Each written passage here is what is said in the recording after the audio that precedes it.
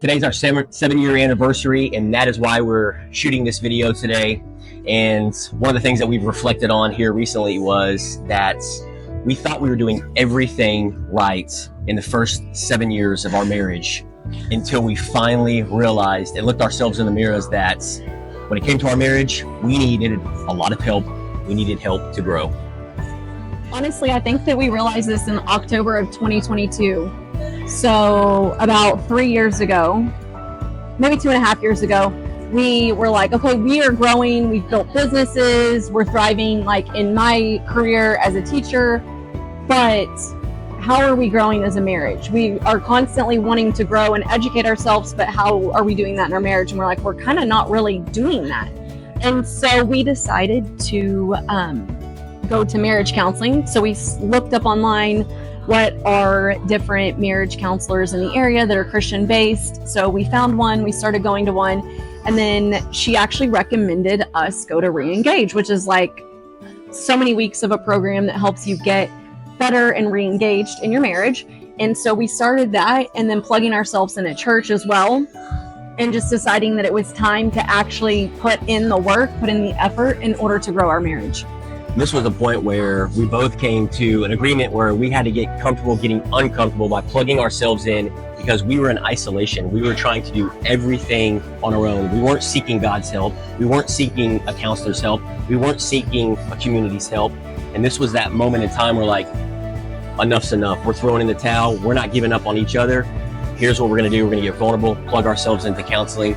And our goal of this video is to empower business owners and leaders and entrepreneurs out there to design a life they don't grow to hate, even in their marriage, fitness, and business. Because how you do one thing is how you do everything. How you lead in home is how you're leading in business. So that is our goal, is to empower those in this video.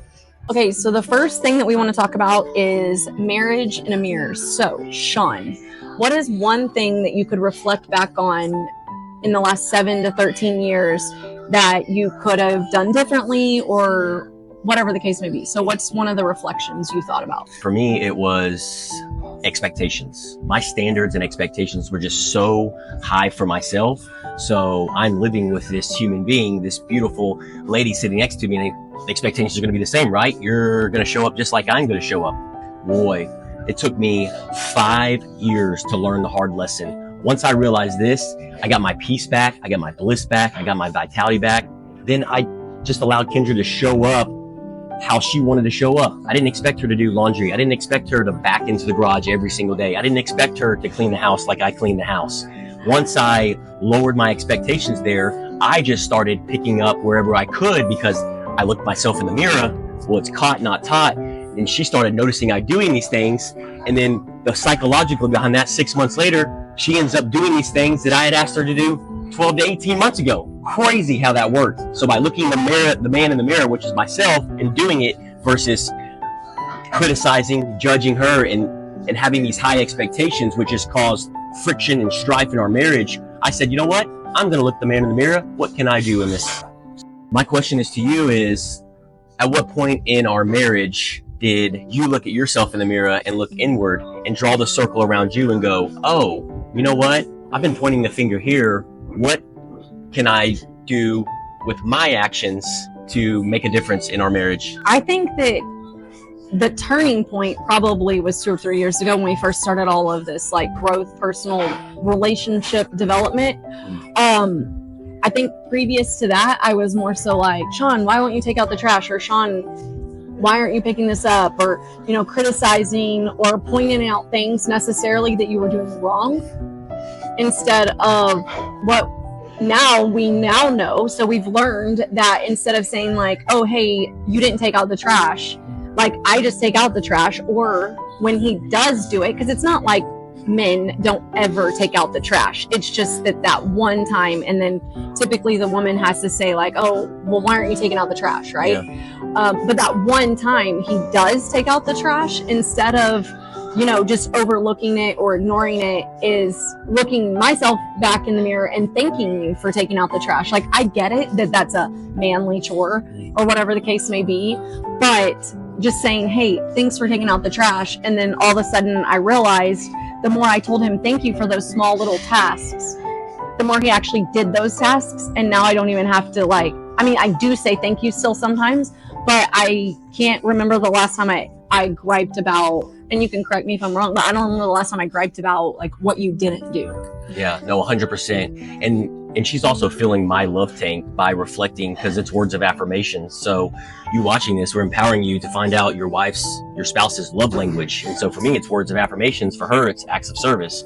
So once we learned that, we were able to dive deep on that. And she was writing me hand notes and telling me in person, and all that, just little bitty milestones made the biggest difference for me. And it just made me want to do more and more of the things that I didn't want to do. So we encourage you, we empower you to self-reflect. Where are you pointing the fingers? Where are you criticizing and judging in your marriage? And maybe look inward instead of the expectations or whatever you're struggling with. Look inward on what you can do to transform or be the catalyst in your marriage to level up. Okay, so the second talking point that we wanted to talk about was growth. Growth is not optional in a marriage, it's actually required. And that's what we talked about a little bit in the intro, is how we realized that we were growing in every aspect of our life besides our marriage. And so for me, one of the things when I reflected after looking inward and going, oh, it's not about her, pointing my finger at her, it's about me, I realized that I was a horrible communicator. On a scale of 1 to 10, I was a negative 10. Even though I thought I was communicating with her, the perception is, oh, she's not hearing me. No, it's because of how I was communicating, my body language, my tone, the timing, all this matters. And once I looked inward and was able to reflect on that, that's when the growth transformational journey happened for me. Communication is one of probably the most important key ingredients, if not the number one trait that you need in a marriage to be able to overcome obstacles, challenges, problems, issues. And if you can be able to communicate with poise, calm, then man, it's only a matter of time before you're able to just be an unstoppable power couple. And I think that one of the things that we learned too is, yes, we're going to argue. Arguments actually can make us grow stronger in our marriage because we get to see each other in a different light, but also like see each other's perspectives that maybe we are not currently used to, or maybe we didn't grow up with. However, one thing that I feel like we're getting better, we are definitely not perfect at this, is knowing that we are actually on a team. So it's not like, oh, I'm going to win this conversation, because we are both very competitive people or very strong personalities. We had to realize, like, I'm not going to try to win this argument. I'm going to try to step back and listen to what the other person is saying and hear what they're saying.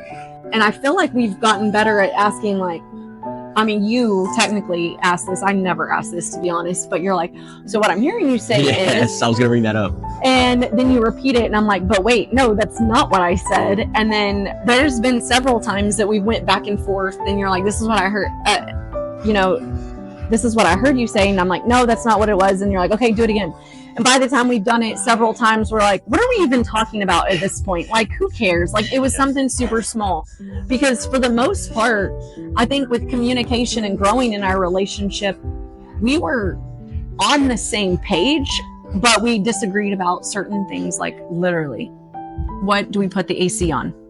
Or, I don't know, do we turn the TV on or do we not turn the TV on? Just stupid stuff, but it's the respect for one another and just supporting each other and helping each other grow. Yeah. And I think that we've always done a really good job at supporting one another. Like when he was starting this business, or when I want to teach, because Sean would love it. He asks me all the time, he's like, when are you going to stop teaching? I want you to come work in the business. And yes, I work with the businesses and I help the businesses to a certain extent. However, I love teaching, and he knows that I do. So now he has been more so like, I know that this is what you enjoy, and he tries to support me even if it's something that he doesn't necessarily want, because he would prefer me to work at home. Yeah. And well, in hearing that, and what I'm hearing you say is also too, we're just being very intentional. She's being very intentional.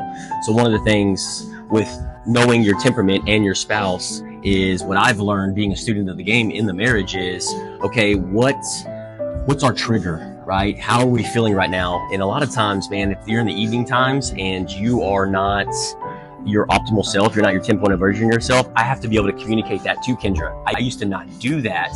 And this is taken by looking myself in the mirror going, why am I showing up fatigued, exhausted, frustrated, and a little cranky with a little bit of attitude with her? And I didn't understand it. I didn't know, because there was no self-awareness. So now I communicate that to her.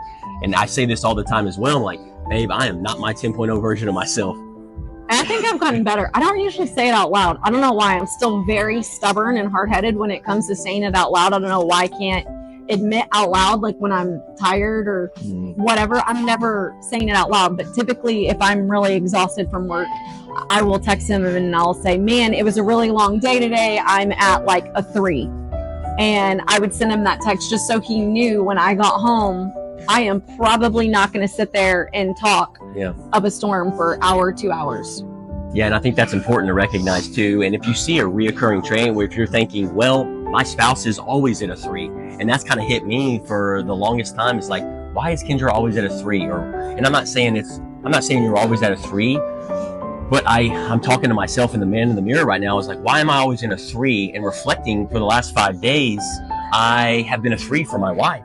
And I've been able to adjust that alignment. And I brought this up in our mastermind group a few weeks ago, and they said, Sean, I said, what are you doing during the day? Well, I was putting so much time, energy, and effort because of my purpose-driven life. I wasn't leaving anything in the tank for my wife. And I talked to a lot of business owners and leaders that say the same thing. By 5 o'clock, when the spouse and they look each other and they're just exhausted. They have nothing else to give. So instead, where are we making sure we're resting and refueling before we get home and see our wife, so we're not making sure we're consistently being that cog in the wheel, person in the rat race where I'm at a 3 today, I'm at a 3 today. That's not what you want to consistently hear. Yeah, and I think for me, it was more so also reflecting and saying, okay, after an entire day of teaching, typically I get to school about 6:15 in the morning, and I work in my classroom, and then I have 200 students all day. And then I know that Sean is going to want to talk and hang out and have that quality conversation. And I've already exhausted so much of my energy throughout the day just talking to so many other people that now he'll laugh at me and he's like, hey, did you listen to this podcast? And I'm like, no, I didn't. And he's like, well, what did you do? Like, you talked on the phone on your way home? I'm like, no, I sat in silence because I knew that day I had to sit in silence so that I could actually come home and communicate with him so that we could grow in our marriage and that we could have that quality time together versus me always just coming home and saying, well, it was a really long day and I've talked all day. I'm tired of talking. Yeah. And what I really hear you saying is that you're being very intentional about it. It's like, okay, how can I meet Sean's needs today? And just by communicating that to each other, I think goes a long ways. And like you said, we're imperfect action takers, but by putting each other first, and obviously when you're going through these trials and tribulations and these hard times, giving it to our Creator, which is bigger than ourselves, and seeking His counsel, seeking His help, and making sure you're surrounding yourself in a community where you can hold each other accountable, like this video today. So we're going to encourage you to grow in your marriage. So instead of, listening to podcasts about business and finance and all these other areas of life, then where are you growing in your marriage? Like, show me your podcast history and I'll show you. I've got 3 or 4 relationships podcasts. I've got 3 or 4 communications.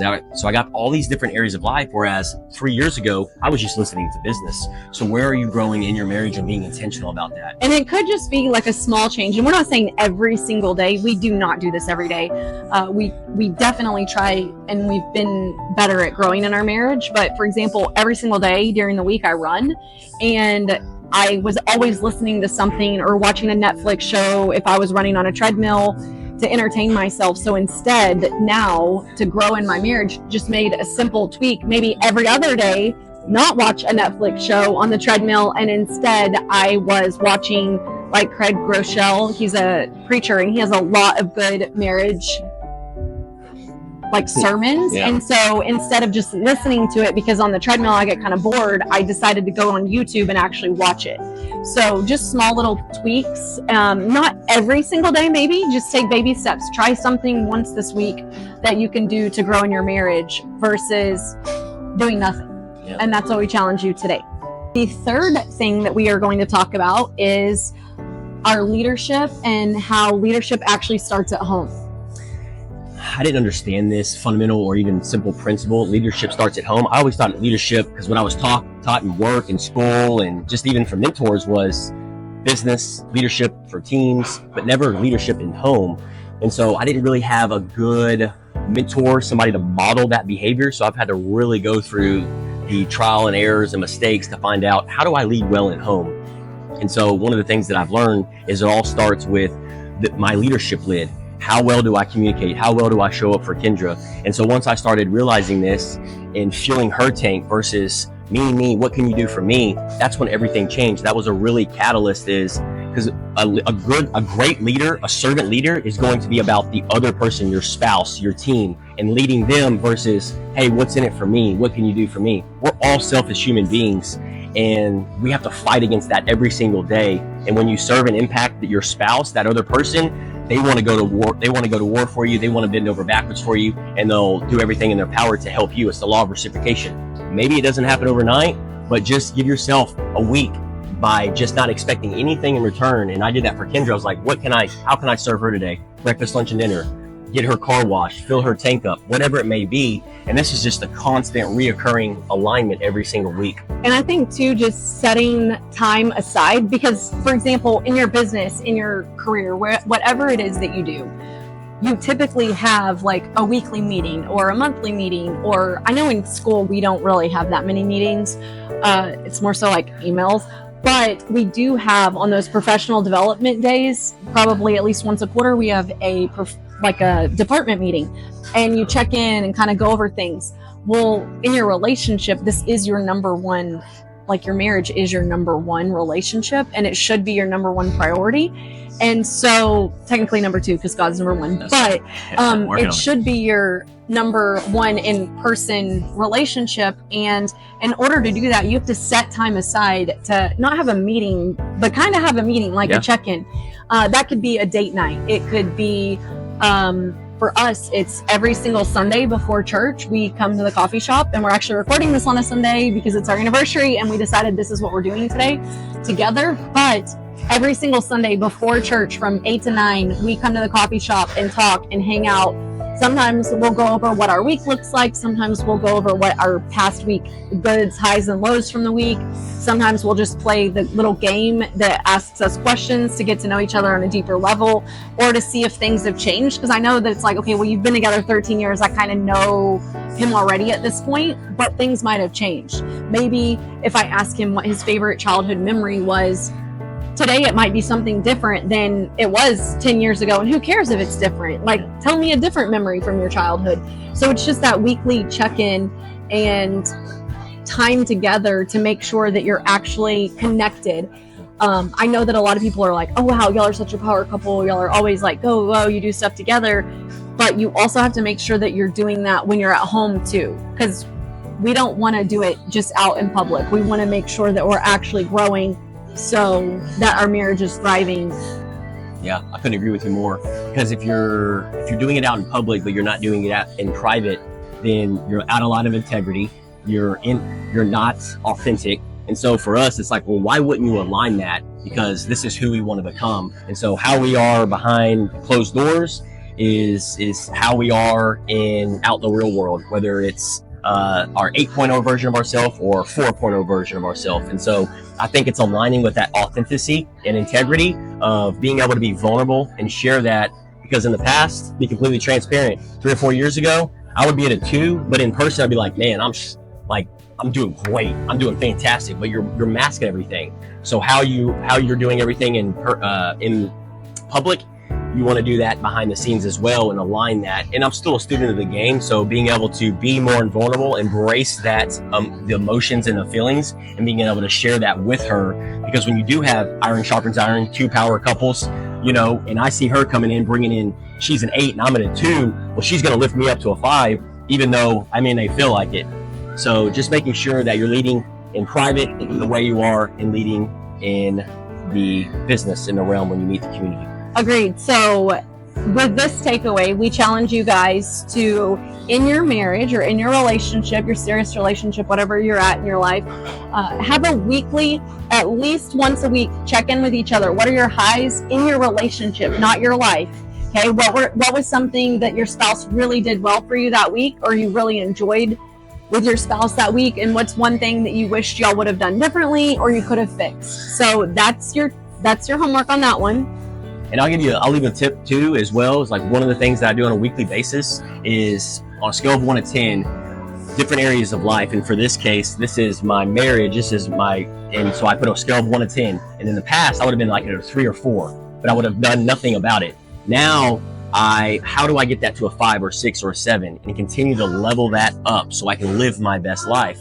Well, now it's by reflecting on that and looking at that alignment is, okay, what can I do differently this week? Well, maybe I can make Kendra's dinner 6 days a week. And so for you watching this, where can you, on your scale of 1 to 10, where is your marriage? And start there. And then to be the catalyst and go through that transformational journey, you have to do something about it. You have to be intentional about how can you fill your wife's tank. And you do that by reflecting and not being a cog of the wheel and just expecting things to change. So the fourth thing that we are going to talk about is spiritual accountability, and how that has changed everything for us. So I think that we've always went to church as a couple.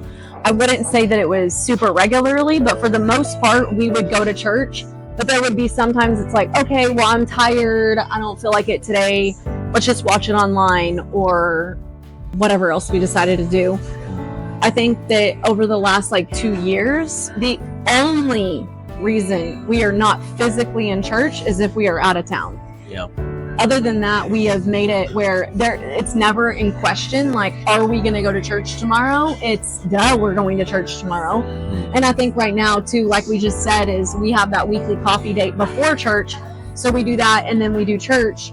But being involved in our church has been, I think, something that has really helped us grow in our marriage, because we have every single Sunday, for the most part, we do the coffee date, we go to church, and then we have married life. And then in married life, they talk about specific points that we can also grow in our marriage, but we get to talk to other couples. And I've noticed that when they do take breaks on married life, it's like, oh wow, we kind of need to do a little bit more. We need to learn something else, because we don't have that weekly talk with other couples and that are also in line with our spiritual beliefs and what we agree with.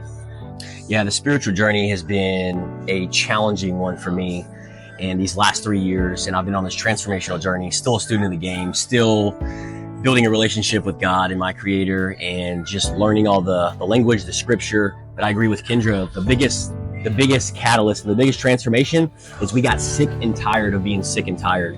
I was the leader in the household, so I had to accept full responsibility. And so we had to start doing things like you heard with hiring the counselor and hiring somebody to guide us, which led us to ReEngage and then led us to married life at church.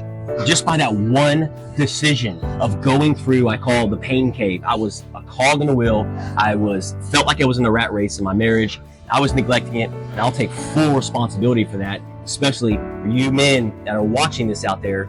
Don't point the finger, draw the circle around yourself, and I'm empowering you to get spiritually grounded, because we can't do it alone. I don't care how strong your personality is or how weak your personality is. You have to have something bigger than yourself, and that's what I learned once I got spiritually grounded. Here was the other thing that I realized. I could sit here and lay out the blueprint to Kendra, share what I learned on the podcast, what I learned on communication, but she's hearing Sean these last 13 years. It's like repeatedly hearing it from Sean. Okay, one ear and out the other, maybe over the head. But then as soon as we started plugging ourselves into counseling, ReEngage, and all these different spiritual, humbling things, and then married life, they started compounding. And it just didn't happen overnight. So that's why we encourage the consistency and the resilience to keep showing up. And so in over 3 years, I've noticed that things that me and her talked about, she's hearing it from different leaders within the church and different people around our round table and other couples that are experiencing the same thing. And she's hearing it from their perspective. It's a mustard seed in her and me. And we go home and we apply that in our own marriage and what we've learned. And we take that back to our spiritual grounded. And so I couldn't agree with you more. And too, it does say in the Bible, in Ecclesiastes, about the 3 strands are harder to break are not as easily broken. And so the 3 strands is me, Sean, and God, right? Yeah. So same thing, put yourself and your spouse in that strand as well. I think that without him, we wouldn't be where we are today, because there are many times, even I'm sure last week, I have a really good short-term memory. So luckily I forget everything almost, but I'm sure that there was something even last week that Sean does something and I'm like, oh my gosh, I just want to say something that's not nice or react in a way that's not nice. And I'm always like, okay, God, just let me love him like you would love him, like love him through me, because it's real hard right now. And Sean asked me the other day, he's like, how often do you pray? And I'm like, well, I for sure absolutely pray in the morning and the night. However, I said, there are some days that I'm like, okay, God, don't let me say something that I shouldn't in class, or let me love this person through you, or, you know, hold my tongue or whatever. And I know that sounds silly, but I feel like it helps. And there's even been times where I was running and I was like, oh my gosh. And I think I told you this one time, my very first long run I ever did, it was like 10 or 11 miles. And Sean's like, how did it go? And I was like, well, it was fine until about mile 10. And then I think mile 11, it started getting really hard. So me and God ran it together, because I just kept saying, God, please get me through this. God, don't let my legs stop. I think I said it for the whole entire 8 minutes of me running that mile. And so I think really putting God in our relationship and creating that safe space for our spouse, and making sure that we are talking to each other like God would talk to us, and love each other and forgive each other, because God forgives us like 7 times 7, or I don't know, something with sevens. Okay. But we also have to, you know, extend that grace and that love towards our spouses. So that's one thing that we would encourage you today, is think about, do you create that safe space for your spouse? Do you love your spouse like you would want to be loved, and like God would want you to love that spouse? Yeah, God, beautifully said. And I just want to empower you as well. So sometimes you get uncomfortable, you get comfortable getting uncomfortable, and it just takes time by plugging yourselves. I wasn't raised in church. I never read the Bible, never read devotions, scripture. But once I went through the pain cave and became a cog in the wheel, I was like, things have got to change. I don't like the way I'm showing up as a leader, as a husband, as a business owner. So I had to really dive down the rabbit hole and put these systems and processes in place, which is exactly what we're talking about. And I think you had mentioned this earlier on our weekly coffee dates. We used to do weekly date nights. Well, we were so exhausted in the evening times at 4 or 5 o'clock that we were showing up at, for 3 or 4 version of ourselves. And we were just tired and fatigued, and we were trying to force ourselves through it. Well, that just becomes miserable. So you've got to be able to reflect on that. Okay, what do we need to do differently? And sometimes you may not have all the answers, but that by reflecting on that and aligning that, what will work? Okay, well, let's block off an hour before church on Sundays. Because we're better in the mornings. Because we're better in the mornings and we feel better.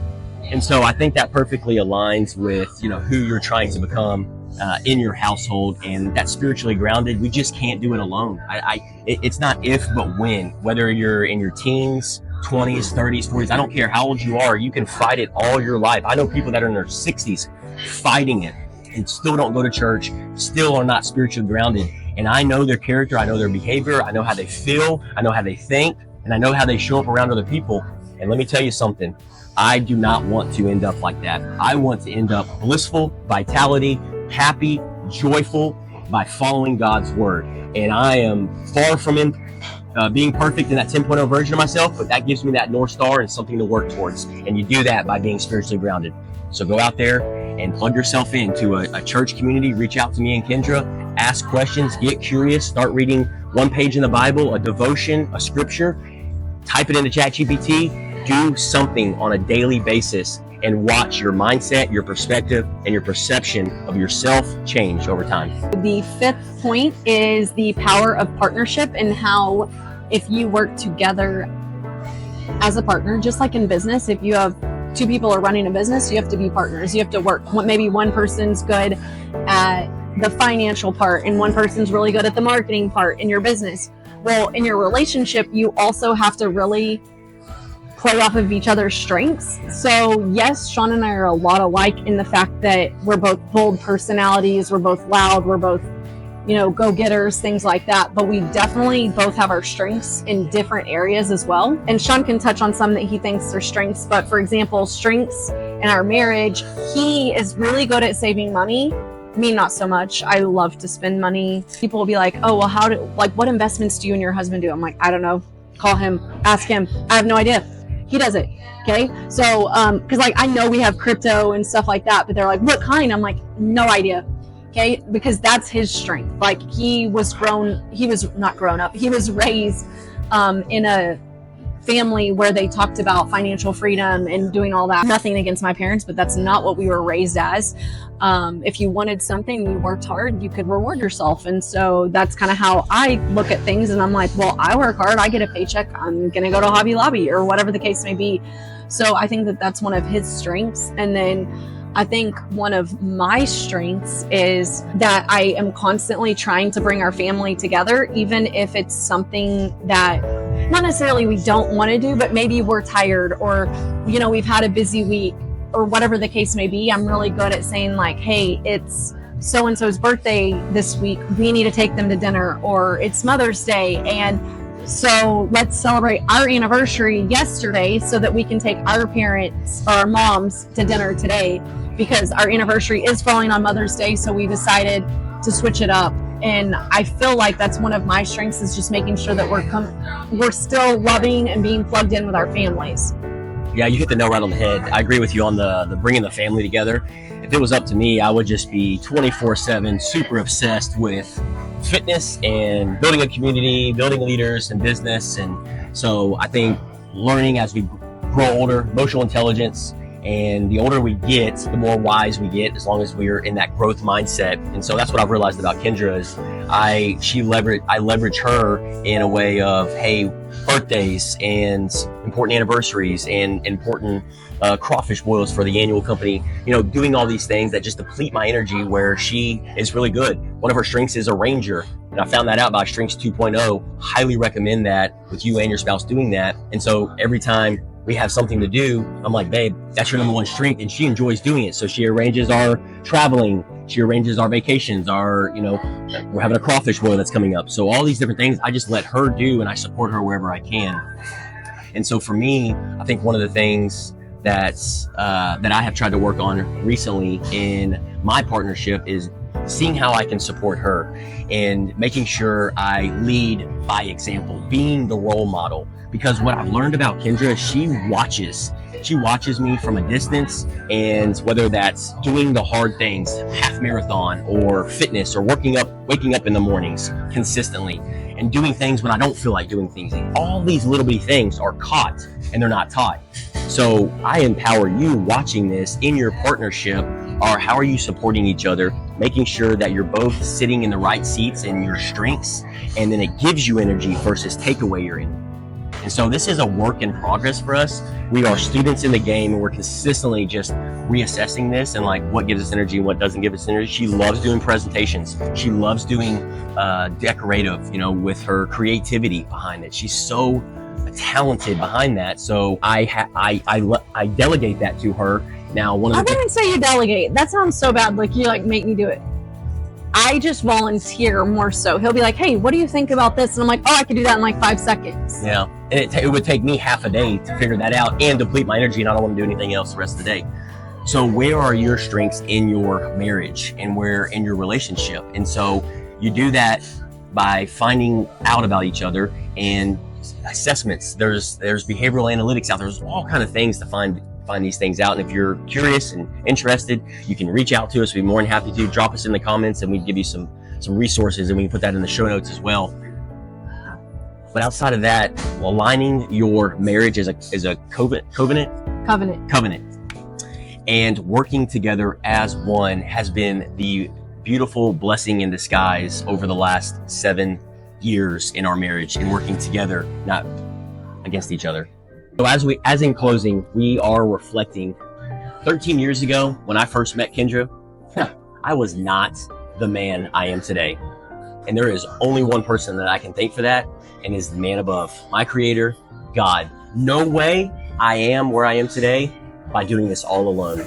I'm killing the old version of myself consistently day after day and aligning with the man I want to become, which is more godly, which is more Christian, which is more serving, and a better leader and husband in my home. So by systematizing this and doing it on a weekly basis, making sure I'm aligned with my wife, meeting her needs, and working on my growth and looking inward on the things that I can do and control, that is how I'm able to see this exponential growth in the last 13 plus years, especially in the last 3 years, because complete transparency, like you've watched the video to the end, the first 8-9 years of our marriage, I was just doing the same thing over, expecting different results. I wasn't putting any, you have the goal, you watching this, think about the things that you're doing in your life right now. You're crushing it. Maybe it's in business, maybe it's in health and fitness. You're absolutely just executing every single day, and you're seeing huge results, because where focus goes, energy flows.